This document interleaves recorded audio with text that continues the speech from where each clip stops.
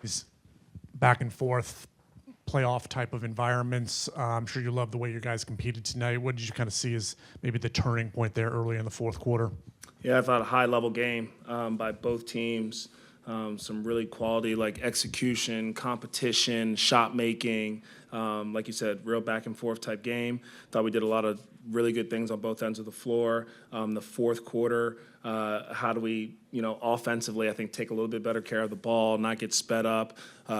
Credit to them. I thought we scored versus the zone, but even them just getting back to that zone, I think, created some of the chaos or some of the turnovers that put us in a little bit of an unorganized state. So an area we can grow. And then defensively, the hero off-ball stuff, I thought we could, be a little bit tighter, staying connected to his body. And then just some of the paint buckets, like knowing their tendencies. We knew them, but you have to be able to sustain it for the whole game. So a ton of really good things, but it'll be fun to go back and watch the film and find out where we can get better.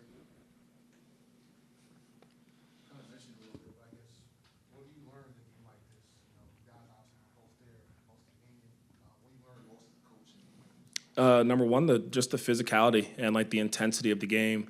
We've talked a ton about how meaningful these games are in your last 20, 19 games.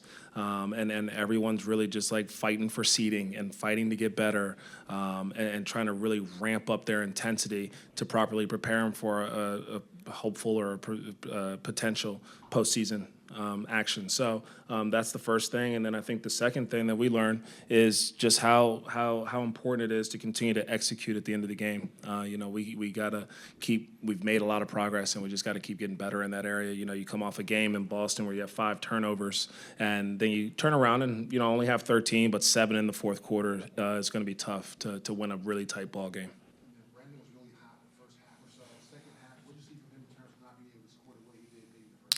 Yeah, I think some of it is that zone. In the first half, they played way more man-to-man, and then it felt like just in their zone, some of his looks and some of the places he is on the floor, and credit them for some of their slice outs. So, their bottom guys are really high in that zone and taking away the high quadrant. And a lot of times he's in that high quadrant, and you just got to make a quick decision. You either got to let it fly or drive it. And so I think a lot of times he tried to make the right plays, but sometimes it doesn't result in him actually getting field goal attempts. But I thought he did a good job of just trying to make other things happen throughout the night, and he guarded Hero for a lot of the night too. So the two-way mindset was definitely there. Grant Williams was on the floor to close the game. What did you like from him tonight, and what went into the decision to have him out there to close?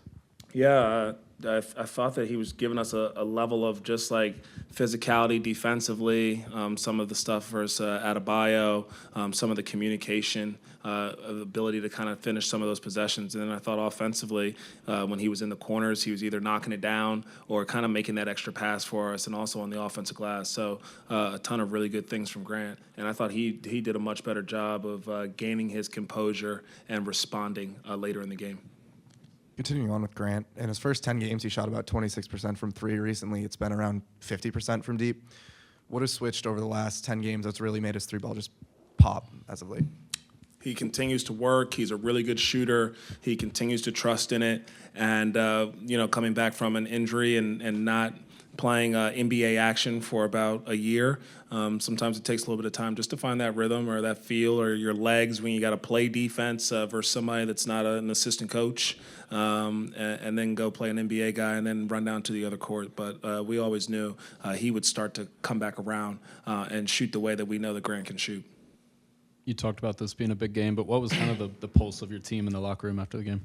I thought phenomenal. I mean, even when I walked in, they were already talking about some of the things that we can do better and, how they felt about some of the hero off-ball actions and where we can improve there. So an upbeat group. I mean, you just won, I think it was 6 games in a row. You lose a high-level game to a good team that was also on a roll, and I think that you just got to learn and grow and keep moving forward. So they're in a good spot.